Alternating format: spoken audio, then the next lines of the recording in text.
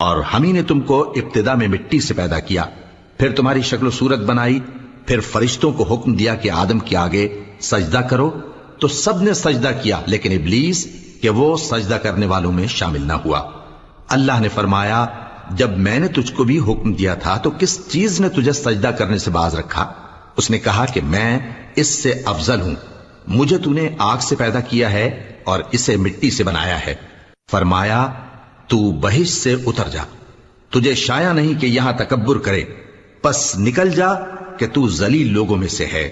उसने कहा कि मुझे उस दिन तक मोहलत अता फरमा जिस दिन लोग कब्रों से उठाए जाएंगे।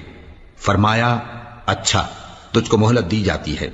बोला कि मुझे तो तूने गुमराह किया ही है, मैं भी तेरे सीधे रास्ते पर इनको गुमराह करने के लिए बैठूंगा, फिर इनके आगे से और पीछे से और दाएं से और बाएं से गरज हर तरफ से आऊंगा